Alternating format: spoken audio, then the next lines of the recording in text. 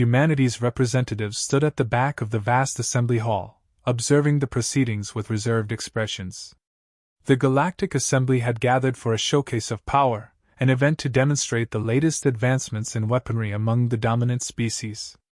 Alien dignitaries filled the room, towering insected figures with gleaming exoskeletons, luminescent beings emitting soft glows, and heavily armored creatures from the far reaches of the galaxy, all seated in a semicircle before the main display arena.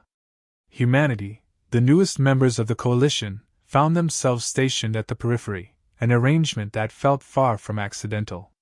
An announcement echoed through the chamber, introducing the next demonstration, a weapons test from the Empire of Tria, whose technology was rumored to be unmatched. Humanity's delegation watched as a shimmering orb was loaded onto the arena platform.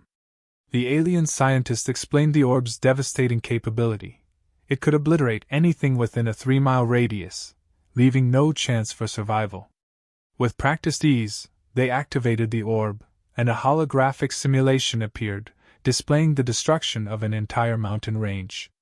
The audience erupted in applause, marveling at the efficiency and elegance of the weapon. Amidst the admiring crowd, humanity's representatives remained silent, their faces impassive. An alien seated nearby glanced over with a smirk, noticing the human's reserved demeanor. "Your kind must be fascinated by such technology," he said, his voice dripping with condescension. "It must look like magic to you." The human leader, a steely-eyed woman, simply inclined her head, acknowledging the comment but giving away nothing in return. Next up was the Vasrine Federation, showcasing a precision laser that could cut through reinforced starship hulls with surgical accuracy. The demonstration was flawless, eliciting more applause, and a few spectators cast dismissive glances in humanity's direction. The murmurs grew louder, laced with mocking tones about Earth's primitive reliance on projectiles and kinetic weapons.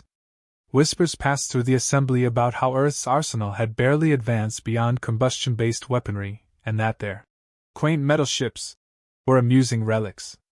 The room grew colder as more advanced weapons took the spotlight. Spectators speculated aloud, amused by the thought of humanity's so-called arsenal. "Maybe they'll roll in a cannon," one sneered, chuckling with his companions. Another chimed in. "Perhaps they have some sticks and stones to show us." Each comment struck like a deliberate jab, meant to remind humanity of its supposed insignificance. Yet, humanity's representatives showed no reaction. Their calm silence only seemed to fuel the other species' need to deride, as if the humans' composure was mistaken for resignation. Their leader, maintaining her measured calm, observed the spectacle with a shrewd gaze, as if quietly assessing each weapon and its presenters. The assembly reached the final display of alien technology. A large, predatory-looking alien with scales of obsidian black brought forth a plasma cannon capable of vaporizing reinforced titanium. He directed a mocking glance toward the humans, raising his voice to ensure they heard. "This is a true weapon of war," he declared, casting his gaze across the chamber. "Not the rusty relics of a backwater world." Applause erupted, and even those who'd shown restraint in their mocking smiled at his audacity. The human leader leaned over to one of her colleagues, exchanging a brief, almost imperceptible nod. When the applause subsided, she rose and addressed the assembly, her voice clear and unwavering. "Thank you for the display. While our technology may not appear as polished, we believe it serves its purpose effectively. We're here to learn and share." Her calm and professional tone elicited murmurs of amusement, some even interpreting it as a surrender. One of the aliens, a senior military official with a glistening silver crest, smirked openly. "Perhaps you would like to save us the embarrassment and simply observe," he suggested. "Some knowledge is simply beyond certain species." The remark drew laughter from several sections of the assembly, echoing throughout the vast chamber. In response, the human leader's gaze shifted ever so slightly, her steely composure intact. She addressed the assembly once more, her voice calm but laced with a subtle challenge. "If you insist on observing our technology firsthand, we would be more than happy to demonstrate. But we do urge you to avoid underestimating what you may not understand." Silence filled the room, her statement hanging heavily in the air, sparking a wave of curiosity, though skepticism remained the prevailing sentiment. Most present still clung to their belief that Earth's arsenal was merely a relic, a bygone collection of ineffective tools suited for a less advanced era.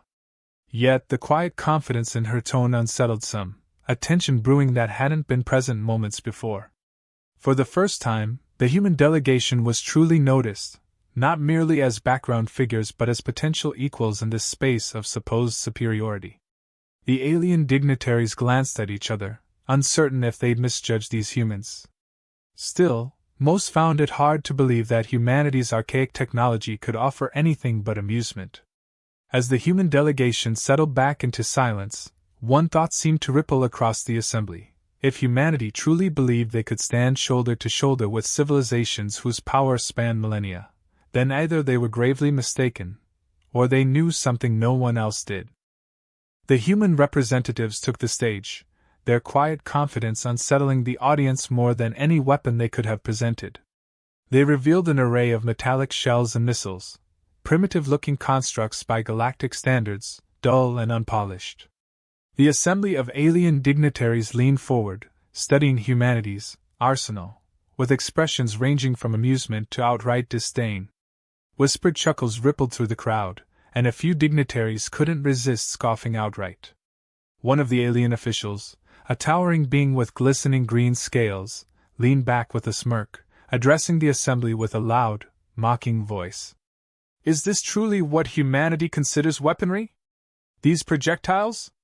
These metal cylinders?" He raised a spiny arm, gesturing dismissively toward the display. "Perhaps they're preparing for a reenactment of their own history rather than a demonstration of war." The murmurs grew louder, and more voices joined the ridicule. Another alien, whose race boasted highly advanced energy-based weaponry, sneered. "I thought we were here to witness technology, not scrap metal." His comment drew more laughter, while others looked on with pity, regarding humanity as a naive, unsophisticated species far out of their league.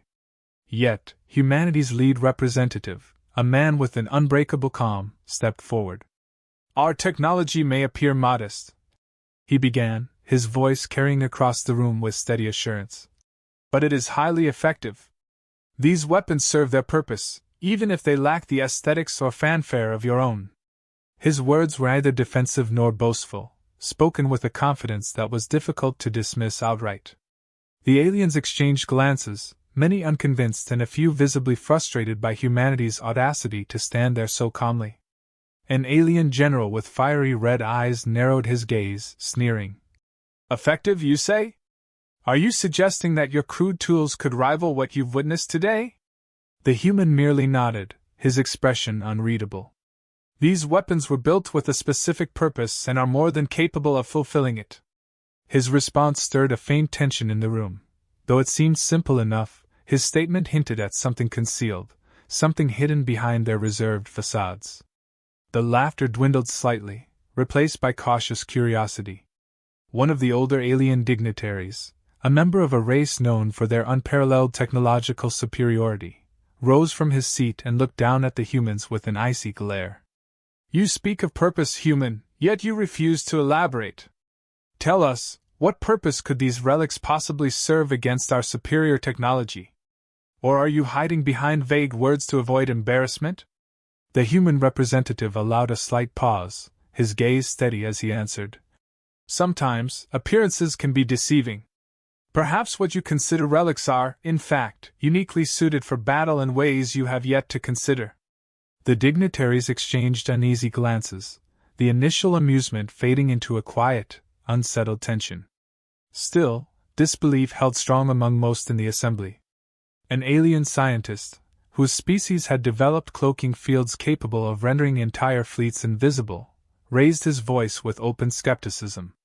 "You speak as if you possess some knowledge we lack. Tell us, then, why hide such revolutionary power inside these outdated forms? Show us how these relics could challenge even the weakest among our forces." The human representative tilted his head slightly, his eyes calm and unyielding. "We understand that power often lies not in appearance but in execution," he replied smoothly.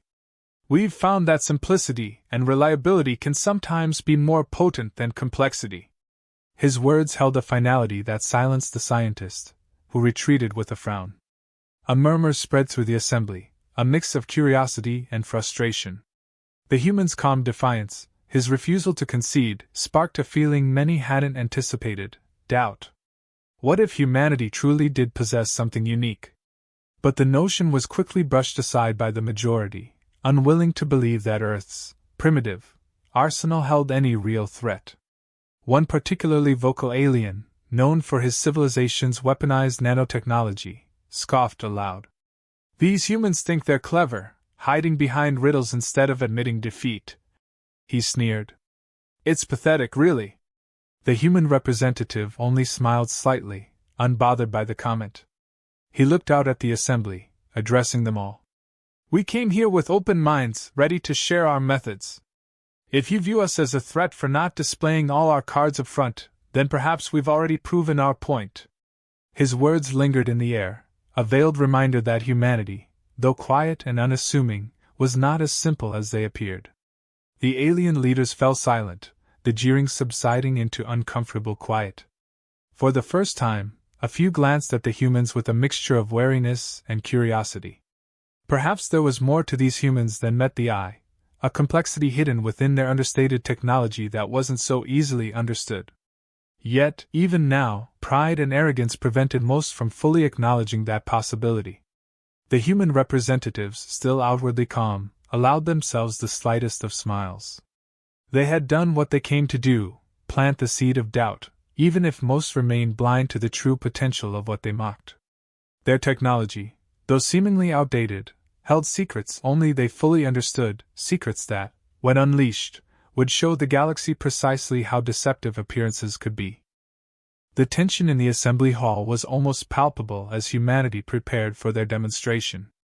Alien delegates leaned back in their seats, expressions a mix of skepticism and faint amusement.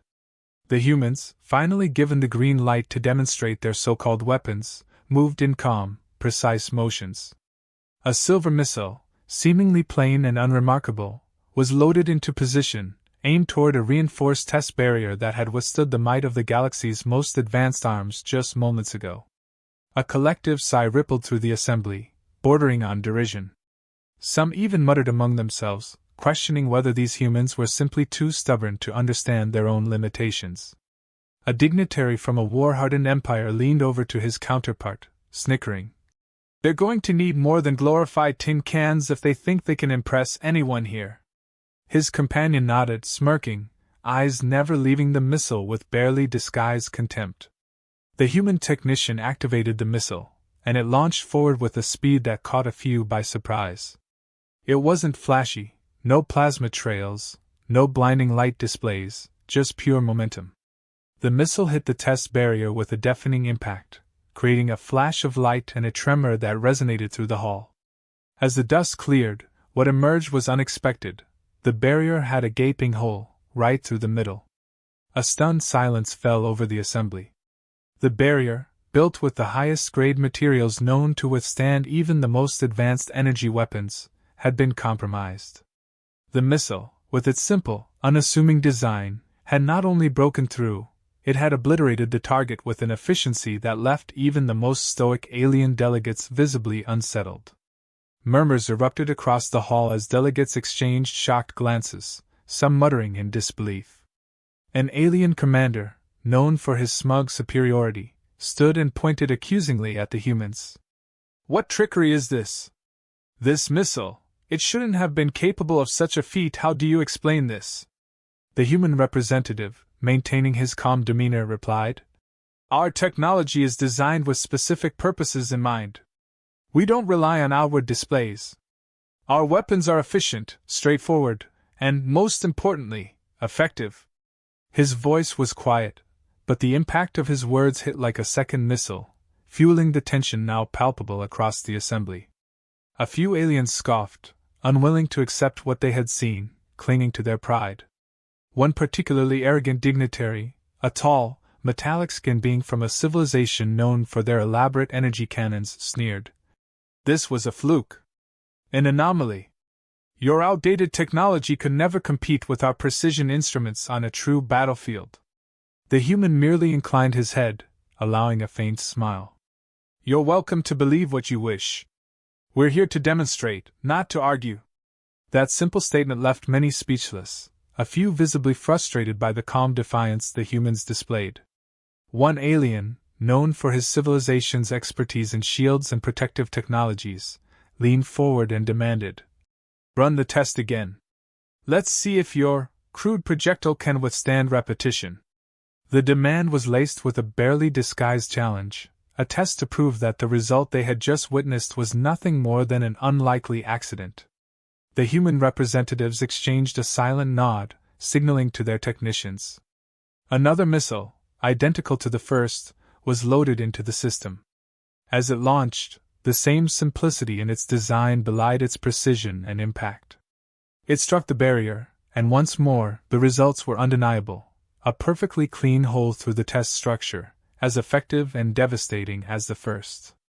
This time, there was no hiding the alarm spreading across the alien ranks.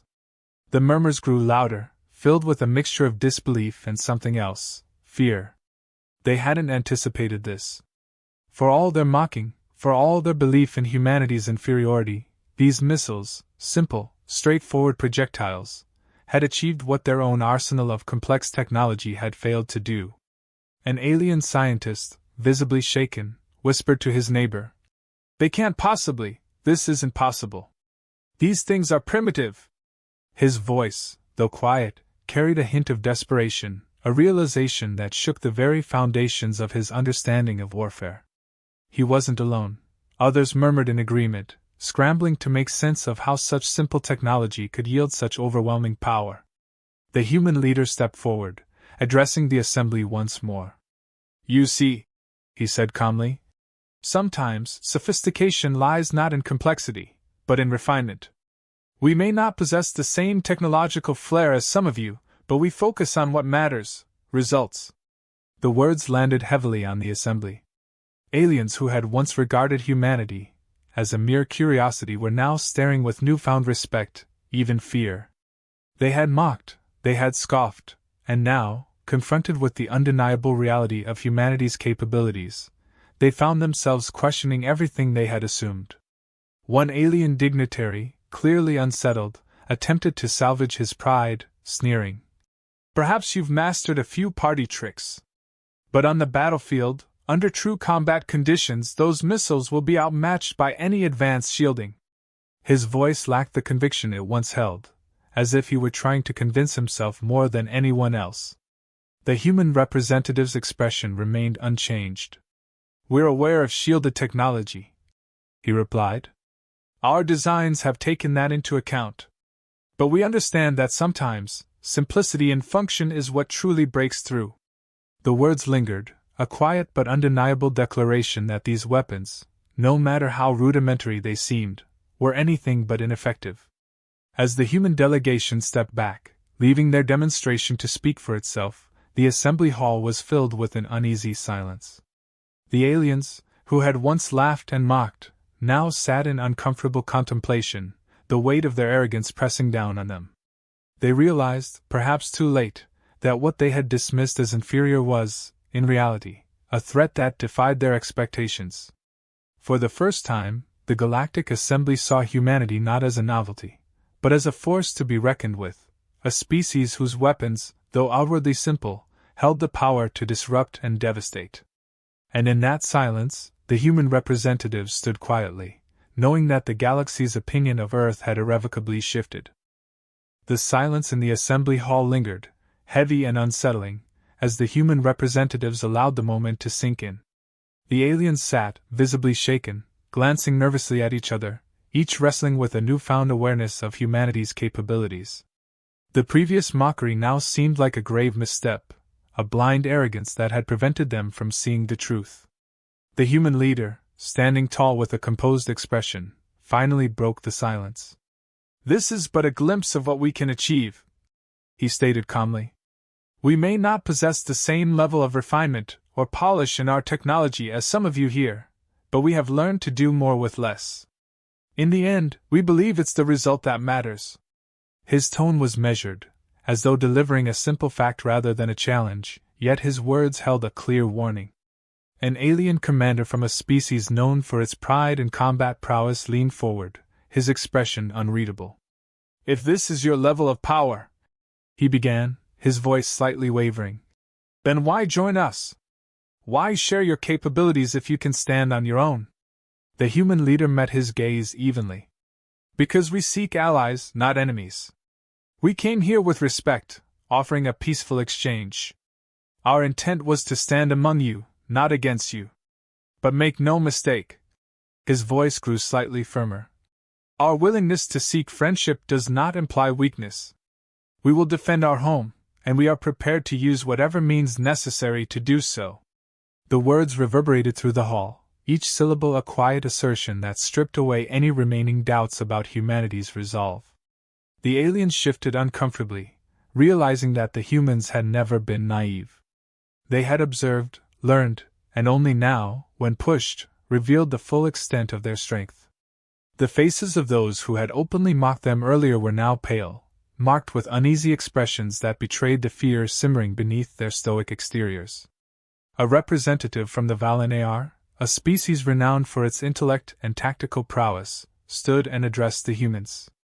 "Perhaps we have misjudged you," he admitted slowly, his tone cautious. "We believed your technology was rudimentary, that your civilization was still in its infancy. But it seems that simplicity, in your hands, is not a limitation. It is intentional." The human leader nodded. "Indeed. We don't waste resources on complexity if simplicity can achieve the same ends. We focus on purpose and efficiency." His words were precise, underscoring that humanity's technological path was not born of inadequacy but of choice, a strategy molded by necessity and honed through resilience. A murmur rippled through the alien assembly as this revelation settled over them. They had assumed humanity was weak, unprepared, and ignorant of advanced technologies, but in reality, humanity's strength lay in its adaptability, in its refusal to follow the galaxy's conventions just for the sake of appearances. What the aliens saw as primitive was, in fact, an ingenious design honed through centuries of survival and conflict on Earth. One particularly arrogant alien, unable to fully accept this shift in perception, attempted to mask his unease with a forced smile. "Even if your weapons can break through shields, how would your armies fare against a full-scale invasion? You may have strong missiles, but our armies are seasoned, prepared for the intricacies of war on a grand scale." The human's response was almost immediate, his expression unchanging. "We're familiar with the costs of war. We've learned that wars are not always won by the most advanced technology, but by the resilience of those who wield it." His gaze swept across the assembly, locking eyes with those who had openly questioned humanity's worth. "We may be new to this galactic stage, but don't mistake our peaceful intent for passivity." The words struck with the force of another missile. The aliens, who had spent centuries at the pinnacle of power, finally grasped the implications. This wasn't a species that could be easily intimidated or subdued. Humanity was not only capable but willing to hold its own, to push back when cornered. Pride had blinded them to this reality, but it was clear now, etched into every cautious glance and tense posture around the room. The Valanaar representative, who had initially acknowledged humanity's potential, stood again, now with a new tone of respect. "Perhaps, then, we might do well to accept you as equals, rather than newcomers to be tolerated. Your restraint is appreciated. And, from this day forward, understood." The human leader inclined his head respectfully, acknowledging the shift without a hint of arrogance. "That's all we ask, for mutual respect. We came here to collaborate, not to compete. And we're willing to work with those who see us as partners." One by one, the alien dignitaries stood, some in grudging acceptance, others in genuine respect, and offered nods of acknowledgement. It was an unspoken truce, a silent agreement that humanity would be treated as equals, that Earth would no longer be viewed as a primitive backwater. The galaxy had learned, perhaps too abruptly, that humans were not to be underestimated, their strength lying not in mere technology, but in their relentless resilience and adaptability. As the humans gathered their things and prepared to leave the assembly, the weight of their presence lingered. For the first time in generations, the Galactic Assembly had been shaken. And as the human delegation exited, the aliens watched with a newfound wariness, understanding that they had witnessed the dawn of a new force, a potential ally, or adversary, that would not be so easily ignored. In their wake, the assembly sat in thoughtful silence, left with a single unspoken realization: they had just encountered a power that could shape the future of the galaxy itself.